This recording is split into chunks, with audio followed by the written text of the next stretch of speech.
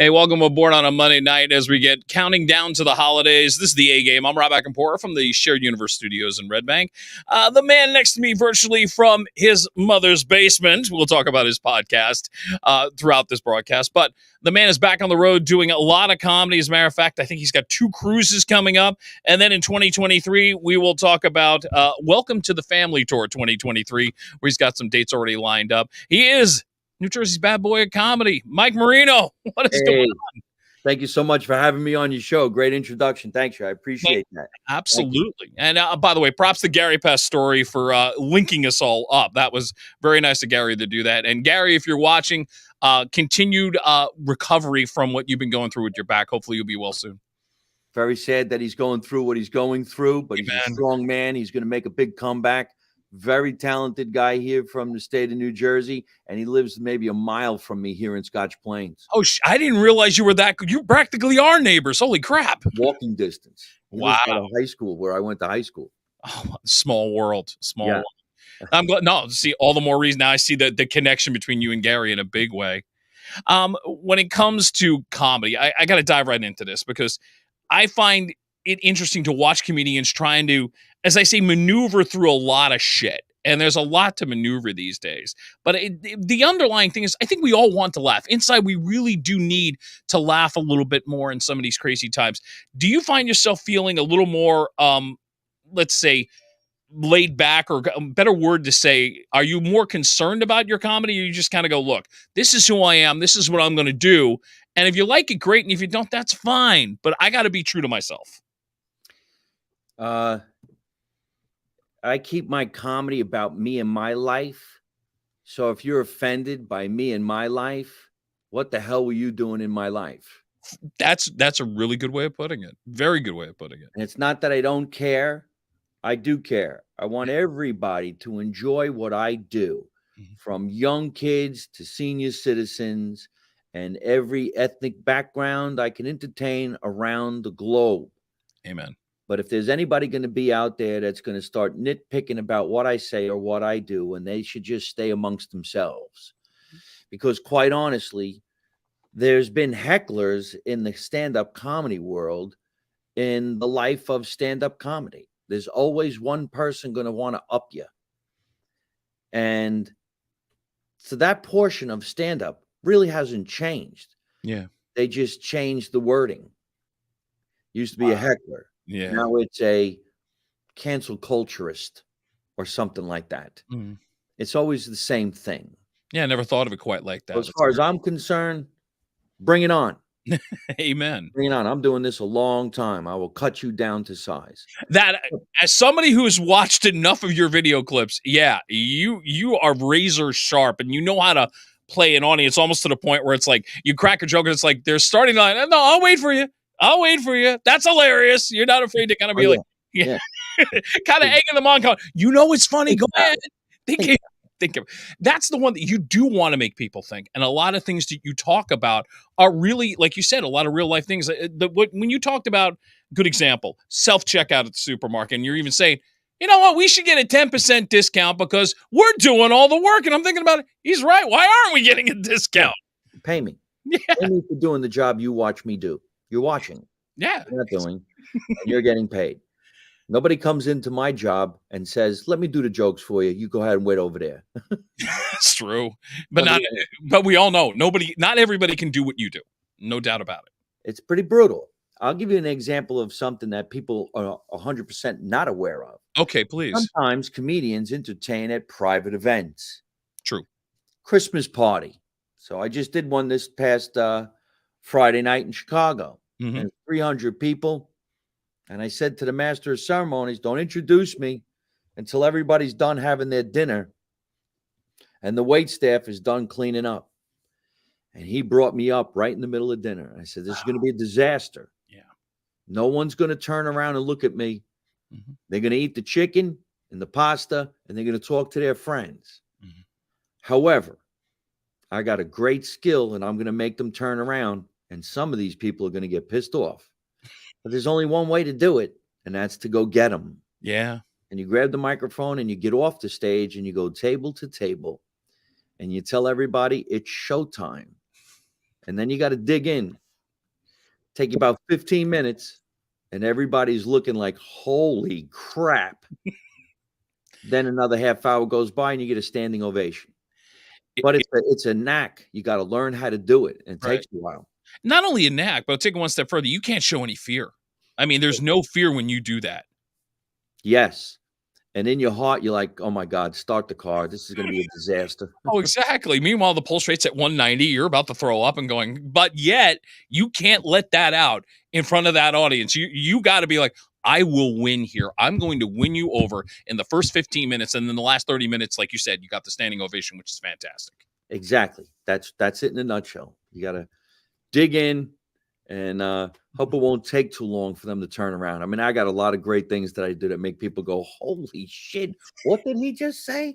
I love this guy. Damn. Oh, I'm afraid. I want to give a good example of that, as a matter of fact. And this is one that I know as somebody who's turned 50. Everything you said in this little 3-minute clip, I would say about 80% of it has happened to me. And anybody who's over 50, take a listen to this. This is a sample of Mike Marino here on the A Game. Check it out. I used to be a model too. Hey, I didn't say last week, a little while ago. Hey, look at me though. This is what happens when you get to your 50s. Let me tell you something, you're a good looking dude, but wait till you get to your 50s. Your body starts breaking down, get weird ailments. Anybody here late 40s, early 50s? Yeah. Sucks, doesn't it? You ever stand still? You're just standing still and all of a sudden, ow, what happened to my ass? Holy shit, the fucking tingle in the ass is shocking my foot. It's like a Rocky thing. Anybody here ever sneeze and fuck up a calf? I didn't even think you could do it. I'm like, achoo, oh shit! I'm all fucked up!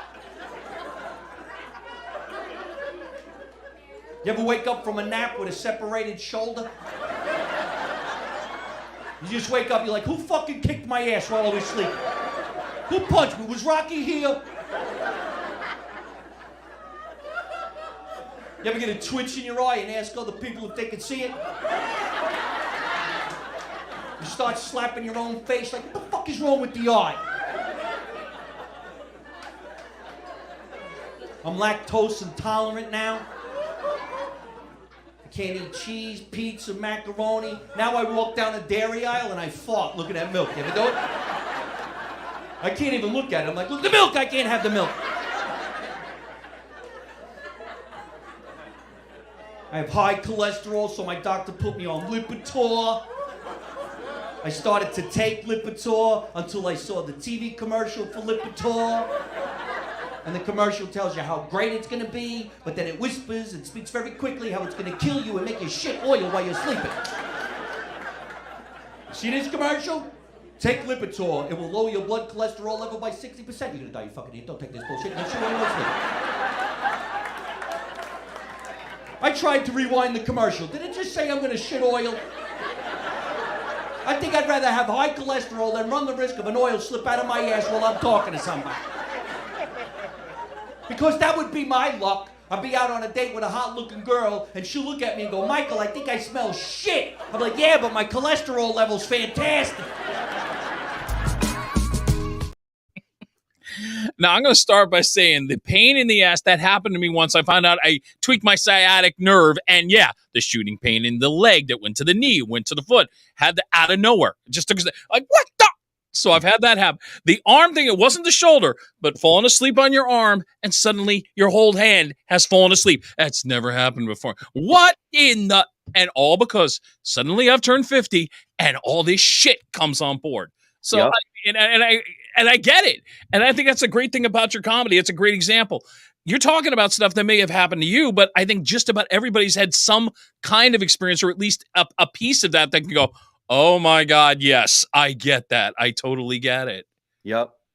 It's amazing all the different ailments I'm getting in my body these days. And then you have conversations with your friends, and I'm like, yeah, it happens to me all the time too. It's like, and they say, well, it's a bitch getting old. It's like, oh, well, let's stop this. Okay. Can we just stop? Maybe let's just have all the body replacements now, while we're young enough to deal with it. And suddenly we'll be like, we're 80, we're stronger, we're bionic, but we're stronger. I'm having conversations with my friends in our 50s. We ask each other questions like, can you shit? How often do you shit? It's very difficult. I have to drink Tang. It's like an orange powder. Make myself regular.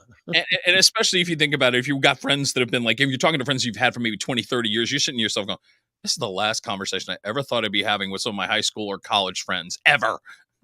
Yep. When you were younger, you were like, hey, man, anybody go out on a date the other night? Do you want to go to the bar? Should we go to the football game? Then you get older. Can you shit? What does it look? Do you look at it? You got to check. My doctor said you got to check the color. I knew this was going to be a fun night with you, Mike. I knew that right going into this, so I appreciate you got to check the color. Check the color. It's like going, well, what if it's like a 10? And there might be a little, if it's a little red, you got a problem. Call the doctor now, will you? I don't see anything red in there. Well, I had some pimentos. Yo,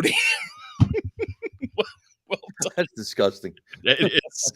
Well, this is what happens. 2 Italians, no waiting. Marino on one side, I can pour on the other as we're doing the A game here. The campaign that you have in your comedy, Make America Italian Again, is going to resurface in 2024. And there's a couple things that I noticed about your routine. And some of it just is like, I get it. Right away, you even said, I wouldn't tweet anymore. There'd be no more tweets, which would make both sides parties happy. So I was like going, smart. But you had a good explanation for that. With all the stuff that's going on in the world right now, when you watch the news, Trump being indicted and all of that stuff, I mean, what if we did have a wise guy running the country? And they were asked questions, what happened? Well, I don't know. Exactly. Well, I wrote this down because I didn't want to forget this quote, as you have said in a routine. If an Italian becomes president, you don't know nothing, you didn't see nothing, you don't say nothing. That's my platform. Yes. It's that needs to be in the back of the t-shirt. I'm telling you, that should be on the back of the t-shirt. Thank you. I think maybe I'll do that. Right now I got a Make America Italian Again t-shirts, and my new show's supposed to be called Welcome to the Family, Make America Italian Again Part 2. Part 2. Okay, to get it official. And I've been running for president for 16 years. Well, you never. Maybe as an independent candidate, you have a chance this year. You never know. 2 years. You can vote for me more than once. Come on. By the way, give me photo number 5 because this is the campaign shirt, Marino 24. Wow. You can find that on Mike's webpage, by the way. And for $20, I tell you, that's a nice looking t-shirt. I like that. I will gladly support you on your journey as you try this again. It says Make America Italian Again on the back of that t-shirt, Marino 2024. And it's a great deal. It's only $20. I'll get them to you for Christmas. Very cool. Very, very cool. Let me talk about the podcast for a second. You've been doing this for a while. I know a lot of podcasts started during the pandemic. Was that sort of the antithesis for you to get it started so you can stay sharp, get in contact with people? What was the deal from Live from My Mother's Basement? Kind of doing it before the pandemic because when you get to tour and you're in all these different countries, all these different states, I was showing people what it looks like where I'm going. And there was a time where I was entertaining on these cruise ships that were pulling into Cuba. And whoever got to go to Cuba in how many years? So here I am in Cuba. Yeah. I just put on my Instagram and I said, you got to see this. You got to see this. Hey, live from my mother's basement. It's me, Mike Marino in Cuba. And my producer, Tatiana, she started airing them and people started liking them. I said, you know what? Let's just make this official. Every Tuesday night at 8 o'clock, let's make a podcast. We'll do it on all social media. We'll put it up on YouTube and see what happens. Well, since I am a touring comedian, I'm lucky I get some sponsors and they started paying some bills. Nice. And away you go. So I'm hoping I keep on doing it and become more of a professional radio personality like you. Hey, look, man, I will tell you, after doing this on and off for 30 years. Oh, wow. Yeah, I look a lot younger than when I say, but it's true. On and off 30 years, it is an interesting ride. It is not the easiest ride, but when you hit it, it's all worth it. And that's the same in comedy. When you hit it even a little bit, you kind of go, hey, you know what? I can enjoy this a little bit more. I got more paying gigs. Like for you got a couple of cruises coming up. You've already got the kickoff of your tour, which will happen in January in Florida, and you're already filling in dates as we speak. Yeah. So, you've been very busy, and that's got to feel really good. And on top of all this, you even get to act on the side. So right now, I would say life is not bad in the Mike Marino world. I'm a very, very lucky, blessed guy. And I'll tell you this. We just went up to Toronto, Canada to do a show. And before the show, there's an Italian organization up there, and they invited me out to their social club. Mm-hmm. We go to the social club. There was like 25 people sitting at the table, and everybody wanted to meet me. And it's really great. You're having pasta and meatballs, and everybody shooting the shit. You know, when you go to a nice Italian party, you don't order; they just know what you like everybody else. And yeah, and there were comedians there, some older, some younger, up and coming, some known, some not known, and people who sell garments and different businesses. And I could hear them saying to each other, "It's amazing. He's so nice. Such a normal guy. He's so humble." And I'm like, "Well, what did you all think I was going to be? Everybody think I'm going to be like some kind of a, pansy ass bitch because I'm a certain type of level comedian?" And I'm not. And then you do the show, and everything was great. Then in Chicago this morning, leaving Chicago after entertaining, I guess, 900 people, some guy comes walking up to me, and I'm just standing there with an overcoat on, my woolly hat because it was freezing cold. Mm-hmm. And I was looking in the window to buy some clothes. You could shop in the airport now, right? Right. Guy goes, "Excuse me, but are you Mike Marino?" I said, "Yeah, I'm Mike Marino." And he goes, "Can I get an autograph? I'm a really big fan." And I said, "Absolutely." "Where did you see me? Did you see me performing here this weekend in Chicago?" And he goes, "No, I just recognized you when you were walking through the airport." That's a good feeling. That's a really. How you doing, buddy? Sure, you could get a picture. And then he looked at me and goes, "Wow, you're just really humble, aren't you?" And I go, "Man, I guess you shouldn't meet your favorite star, because if they act like an asshole to you, then what are you going to do?" Well, you hear stories about that over the years. Yeah. Like all of a sudden, you're meeting somebody that you absolutely desired and admired, and then all of a sudden, they are the biggest jerk in the world, and then you lose all kinds of faith and respect in the person and in the industry too. Yeah, won't even watch their movies anymore. No, you wouldn't. Absolutely not. Since you bring up movies, there is a holiday movie that has been floating about since last year. It is called Four Cousins and a Christmas, that you are a part of. As a matter of fact, Ming, let me get the still before I do the video. If you scroll up to photo number 1, little still of Mike on the movie there. We're going to play the trailer in just a second. Mar Vista Entertainment did release it. Some recognizable names in this movie, by the way. Robert Davi, who I've interviewed in the past in radio, who is a lovely, lovely guy. Could not get him to sing on the air. I was a little I tried, because I hear he's got a great singing voice, but he wouldn't do it. But Terry Polo, another person, I worked in Delaware for about 10 and a half years in radio. She's a Delaware girl. Never got her on the air, but I always admired her work. And Nick Totoro, who I think can do anything. He can do drama, he can do comedy. So you got a good basis. And you got some great young actors. You're a part of this. It seems like I haven't seen it yet. I'm going to watch it over the weekend, but it seems like another one of these. It's a fun holiday movie, and it seems like it would have been fun to work on, was it? Yes, because there's also a lot of history there. Mm-hmm. I'm friends with the creator, writer, producer, director, Maria Kapp. She's from Long Island, and we've known each other for a little while, and she asked me to play this role in this project. On the other hand, Robert Davi and I did a lot of shows together, because he does sing as a Sinatra review type event. And I had been his opening act many, many times. Oh, see, I did not know that. So we did a bunch of tours together. Yeah. We've done jazz and blues clubs together, and we have a lot of mutual friends. So when we went down to the set, he didn't even know I was in the movie, and it was hilarious because he is the lead, and he plays my father-in-law. Now, I never met Terry Polo until that day. And of course, she is in all the Meet the Fokker movies and tons of other movies and shows. Yes. And I'm playing her husband. You lucky dog. Cool. And Nick Totoro, I know for a bunch of other projects that I was on, and we're acquaintances, but he has a son who happens to be a really big fan of mine. Oh, really? Wow. Yeah. And Nick was thinking about doing some stand-up. So I knew all these cats when we went down there, and we had a lot of fun, and I invited them all out to watch me at the Laugh Factory. So I'm really happy that I'm part of the project.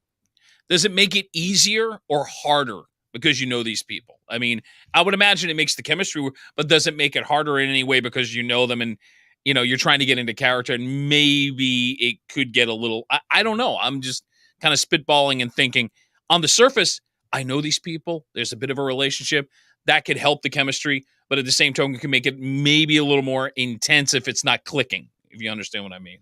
Well, it can be a little awkward because Robert Davi and I know each other from clowning around on stage like the Right. Rat Pack. Mhm. Now we're supposed to be being serious. So when I was trying to be serious, he's kind of looking at me like, "Why aren't you cracking no jokes?" And I'm like, "Oh." So that was that. But nothing else was uncomfortable. Everything else was fine. And oddly enough, Nick Turturro had a little bit of a stomach problem. Ooh, I'm sorry to hear that. And yeah, and Davi was telling Nick, "Oh, Marino went through a really bad stomach problem. You should ask him questions. He knows all about it." So in between takes, Nick Turturro is going, "So who's your gastroenterologist?" I'm like, "Who's going to believe that I'm doing this movie and you guys want to know who my gastroenterologist is?" Just is, sure. And the funniest thing is, this is the real behind the scenes conversations. And then you hear action. Oh, by the way. Yeah, and now you gotta. Okay, now we gotta turn the switch. Yeah. By the way, it is now available on Amazon Prime. You can also rent it on YouTube. Let's check out the trailer. It is Four Cousins and a Christmas. Here it is. Saying goodbye can sometimes be easy, but most times it's not. I'm Jennifer. This is Madeline, my free-spirited sister. Stephanie, the perfect little law student. And last but not least, Millie, the oldest cousin. We haven't seen each other in forever. When Mom passed, Grandma followed soon after. And Grandpa asked the four of us to sing at her funeral. It's the four of you together again. What is this? I can't remember the last time I saw you all together in the same room. Grandpa pushed Mom away because she got pregnant. Because of Grandpa, things between Mom and the family were never the same again. You just let Mom leave. That was her choice. Then there's Uncle Tommy. He runs the family pizza business. Tony, you screwed up the Uncle Tommy special. This is the new label. And of course, Uncle Seb. He was Mom's favorite. I think we should do a taste test. What do you think? To Grandma. Who are you? I'm the great-great-granddaughter of Alfonso, who's your mother's first cousin. Hey, did you know that? Casper? Who's that? I don't know. Are you stalking me? No. I want you to leave. Things aren't great in my marriage. I can't do this anymore. When were you gonna tell Mom and Dad that you're pregnant? When were you gonna tell me? Everyone may have forgiven you for what you did to Mom, but I haven't, and I never will. You're just like your mother. Tell me why you weren't there for her. I'm not doing this.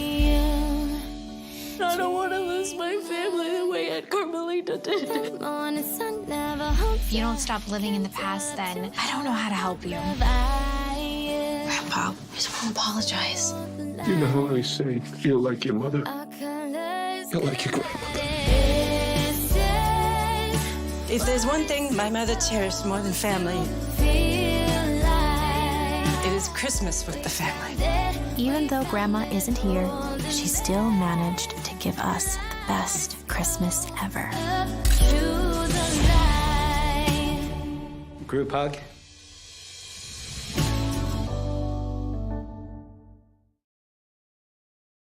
I like to look at the end from Davi, by the way, which I thought was cute, because I look at Robert as sort of this, always the intense actor, whether he's playing a Bond villain or he's in The Profiler on NBC. He's always intense. He's known more for drama.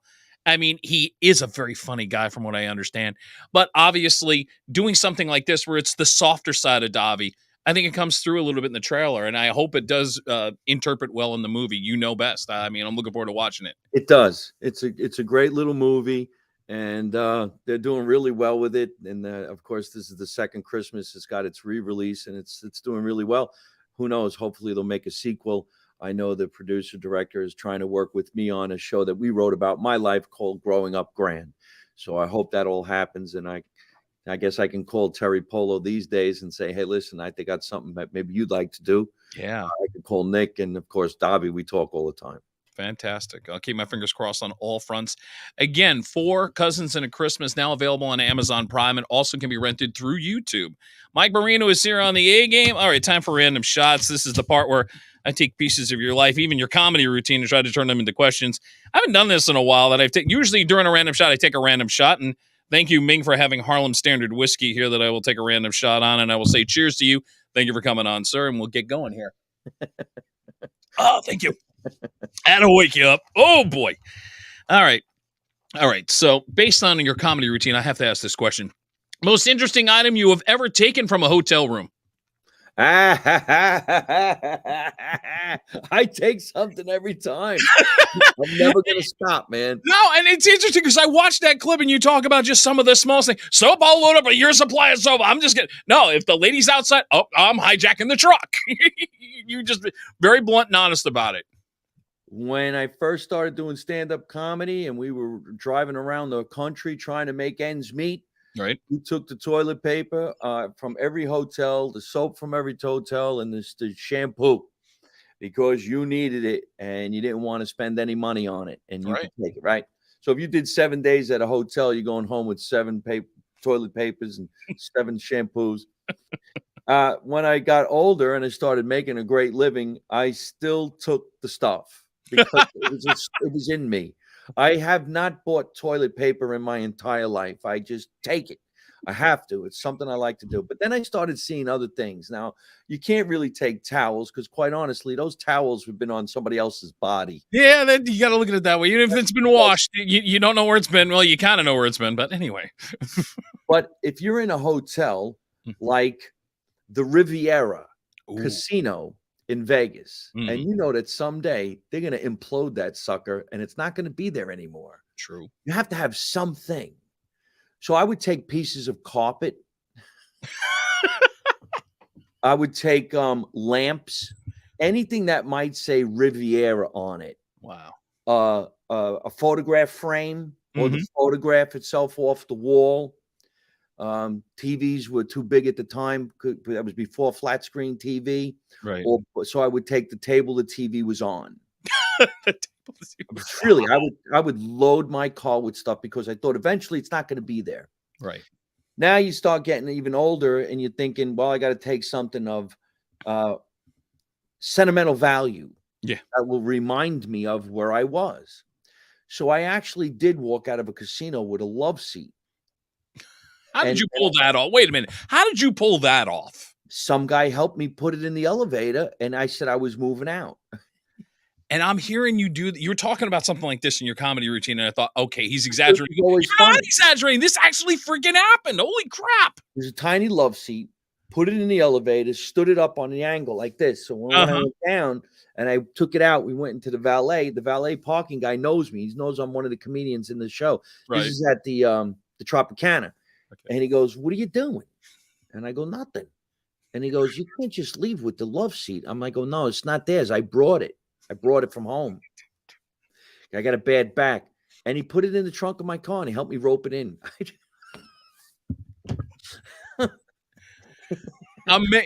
For God's sake, I think you missed your call. You should have been in sales, but comedy works just great for you. Oh, my God. That's amazing. It's funny, but I got a lot of stuff like that. Yeah. That's crazy. But again, at least you got stories to tell for the rest of your life with some of this stuff. You could go buy something. You could buy a tchotchke at a whatever store that is, whatever they call that, souvenir store, souvenir shop. Yeah. But isn't it more fun to tell the story of where you got it, how you got it? Especially if you got a love seat out of a Las Vegas hotel. I mean, come on. Hey, listen to this. There is an island in Alaska. I can't think of what it's called, but I've been on cruise ships that go to Alaska. And you pull into this one area of Alaska, is nothing around. You just walk the beaches and you see the whales, you see the wildlife and stuff like this. And there's signs that say you can't take shells, you can't take rocks, you can't disturb the wildlife. Okay. I have so many stones from Ketchikan, Alaska. I put them in my shoes. I put them in my bottoms of my pockets. I sneaked them on the plane somehow. They're the most beautiful rocks. But I got a story there from Ketchikan. Right. Nobody else has them, unless you're crazy like me. Well, that's true. It's a story that'll last forever, and that'll be like, you'll be in your 90s just did I ever tell you the story of me being on a cruise ship going to Alaska? You're right. It's a story that will last forever. There's a place in Arizona, the Red Rock, whatever it's called, and you're not allowed to take any of the Red Rock. On the 3 doors in my house are being held open by Red Rock. Come on, man. I'm visiting you in Pastoria up in where's that middle? Come on over, man. Come down. Oh no, I'm gonna you. I gotta say right now, Mike already invited me on his podcast. I am taking you up on it. I just got to figure out a Tuesday night where I can do it. I will definitely. Tuesday nights at 8:00. We have food. Mm-hmm. We have fun. We act stupid. I got a real bar just filled with every alcoholic beverage you could think of, and I don't even drink. I got a refrigerator from Grandma's house loaded with ginger ale. Nice. Like I said, I look forward to saying paying it forward. Since you look, you invited me on, and you're on mine. Got to do it. I love it, bro. Random shot number 2. Most amount of time you've ever spent in an IKEA. I only went to IKEA once, and I went to go buy a desk. Mm-hmm. When I was in the IKEA, I'm saying to myself, there's too much jokes in here. There's too many jokes in here. So I went back with a pad and a pen, and I said, I need to experience this place. Because after you do walk around for hours, because they won't let you know how to get out. The whole thing's a conspiracy. You got to go around and around and around. You got to see everything. You see everything, and then you eat meatballs. That's the whole trap. And then they really trap you when you're done, and you say, okay, I want to check out. And they say, well, here it is in 200 pieces. It's in a box. Take it home and put it together. I'm like, no, get in the car. You're coming to my house, and you're building it with me. As the Italian in you kind of going, no, you're coming with me. You're coming with me now. You're going to get your drill. Yeah, get your drill. Come on. You cannot say no. You're not going to do that. It's like a mouse trap for human beings.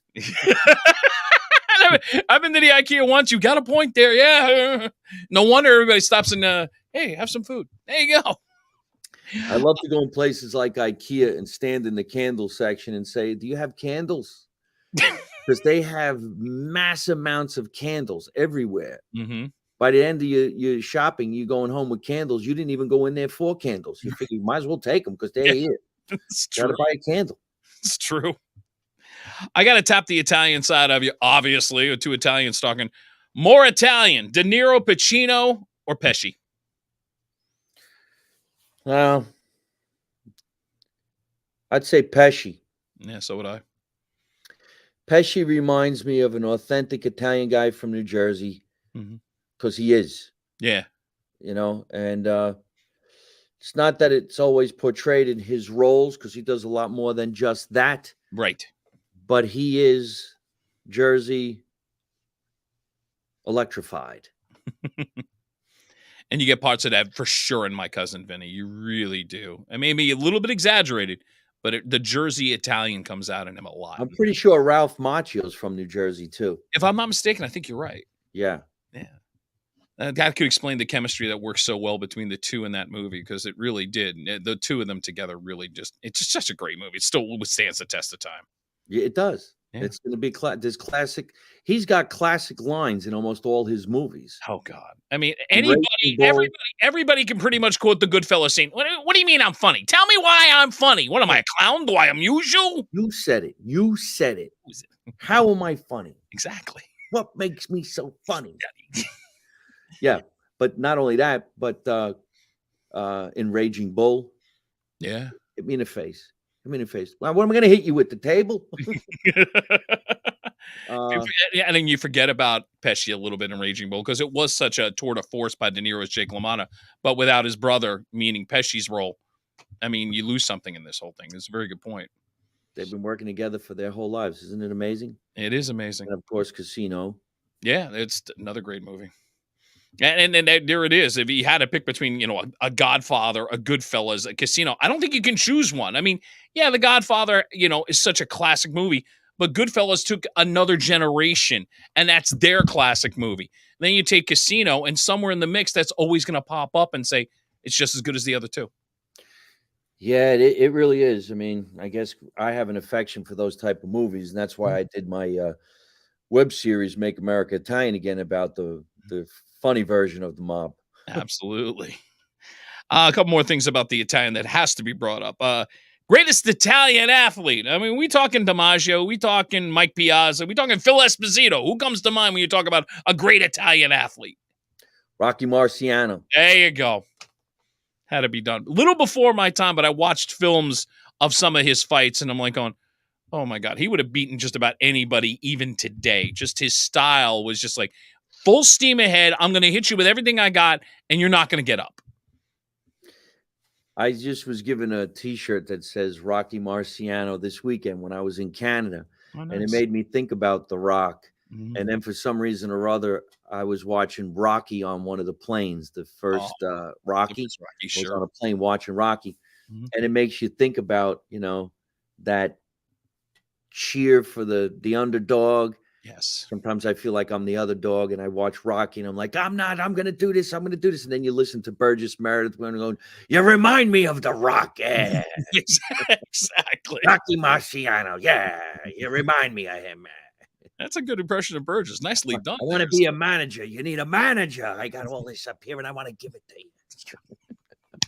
Nice. The definitive Italian question, and you know this from growing up at home on a Sunday when it's being cooked for the family. Is it sauce or is it gravy? What is it? Well, I come from the family that says gravy. There you go. A lot of people say, is it a Jersey thing? It's not. My parents and my mother's brothers and sisters are all from Italy, and they said gravy. Right. Marinara was sauce. Right. Gravy was made because there was meat in it, like brajioles and meatballs and pork, and that made it gravy. Right. So, and yet this is the thing that causes so many debates. I mean, you could go for hours as people going, "What do you? How can you call it gravy?" I had a linguist on one of my shows, and she said sauce comes from the word succa. Succa means sauce. Right. And I'm like, yeah, okay, well, maybe that's the way those people were in the old country. Right. But my family comes from the old country. And if they said it there and now they're saying it here, why would that have anything to do with New Jersey? It doesn't. It doesn't. You just prove the theory. It's like, this has nothing to do with Jersey. This is just the way it is. You have to accept. Sometimes you just have to accept. I can tell you this. Gravy I can have. Sauce I can't. I got heartburn. Oh, see, there you go. Too much acid in sauce. Yeah, well, I've been having acid problems. I've been told cut back on the tomato sauce. On the sauce. Yeah. But if you put a little meat in there, it dilutes that acidity. The acids in the tomatoes, exactly. Supposed to put a little sugar in there. And my mother was notorious for that. Always put the sugar in the marinara. She did that. I put cinnamon in my coffee grinds. Oh, that's a great idea. I always, because when I do my coffee, I'm always trying to put some cinnamon in the coffee. So smells better, Mhm. tastes a little bit better, but it cuts out the acid. I never thought of that. So actually putting it in the grinds cuts down the acid where I'm putting it in afterwards. Interesting. Put it in the grinds. Mix it in. I will try that, definitely. It's a very educational show. See, you thought it was all about comedy, and there's some education here. It's very educational. All right, one more random shot. And Ming, get photo number 4 ready. I will just say it this way. Mike, when I put this photo up, caption it the way you want. Photo 4. Oh, damn. Holy crap. Where did you find that? I will blame Marilyn Gigliotti, a very good friend of mine who's a part of Clerks and now Clerks 3. And Marilyn was there. She did not work on your makeup. She was working on the other 2 people. And when she found out you were coming on my podcast, she's like, share this photo.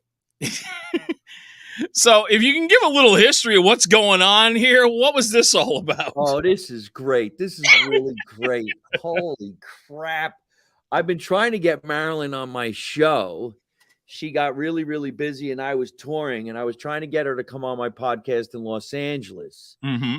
And I know she's either friends or working with Kevin Smith. Yes. Another Jersey boy who I've never met. I can't believe I've never met Kevin Smith. We've been crisscrossing each other through our lives in this industry, especially Red Bank and Asbury Park and all these people. He probably don't even know who I am.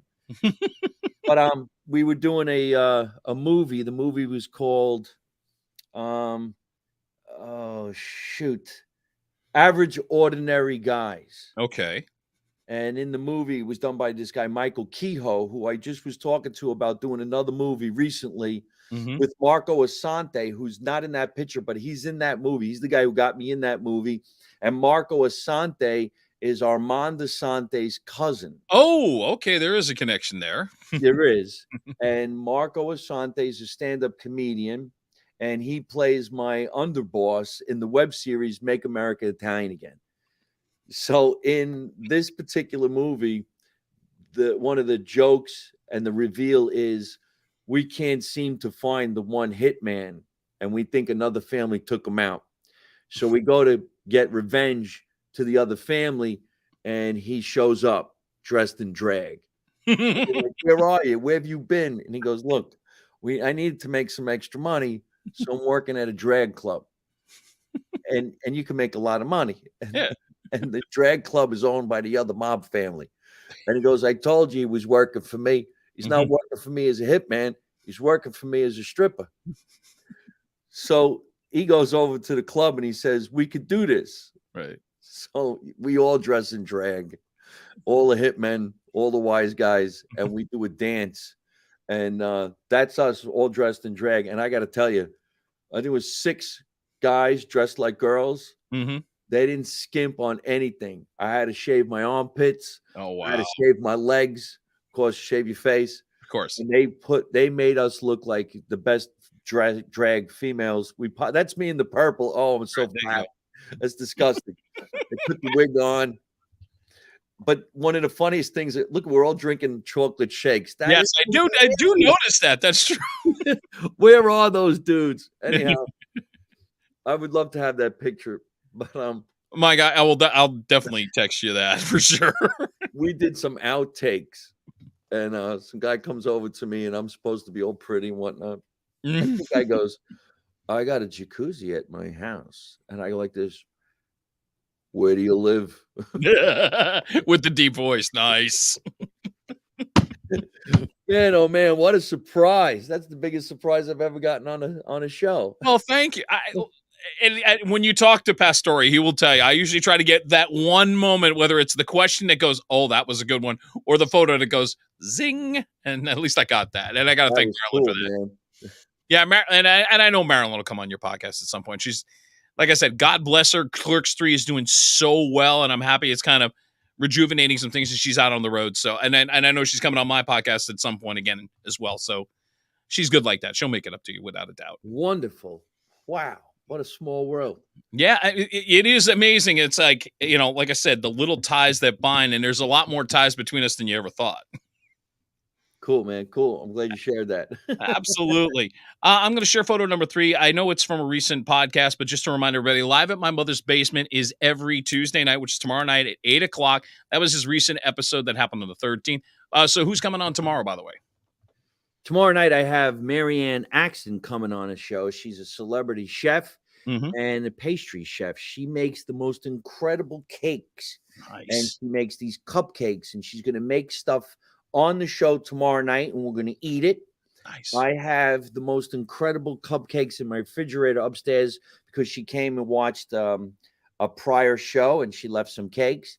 And they're really just insane. So, and she's been recently featured on the Drew Barrymore show for not only making her cakes, but they did this thing where they were doing blind dates. Right.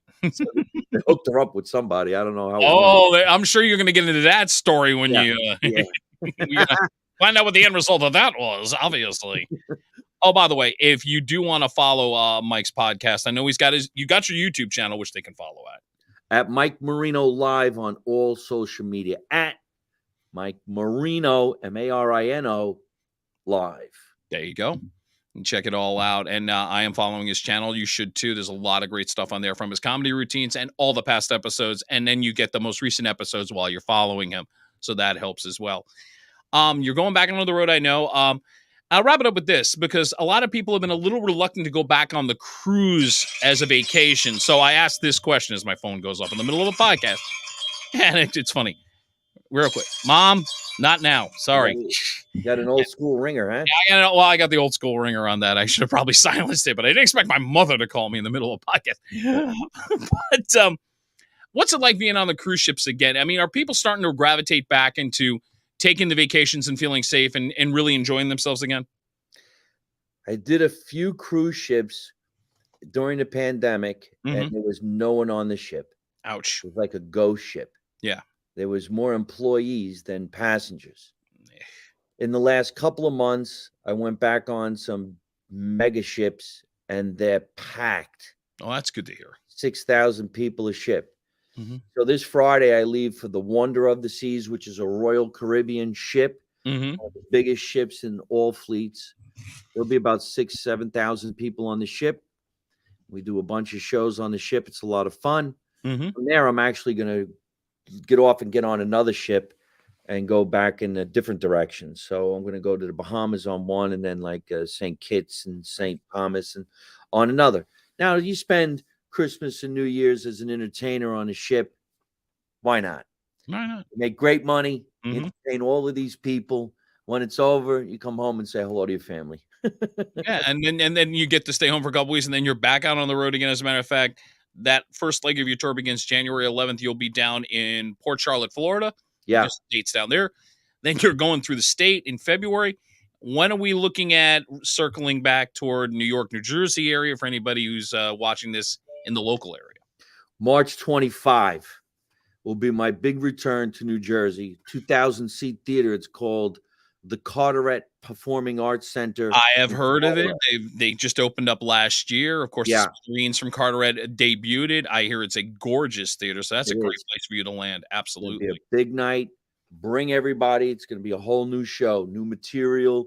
I got my characters that I'm doing, Uncle Tommy, Mooney, Michelle, all the crazy, stupid stuff that I'm going to do. So if everybody's watching and they want to come down, come down. That's the Carteret Performing Arts Center in Carteret, New Jersey, March 25 at 8 o'clock, featuring also a very good friend of mine, very, very funny guy, Freddie Rubino.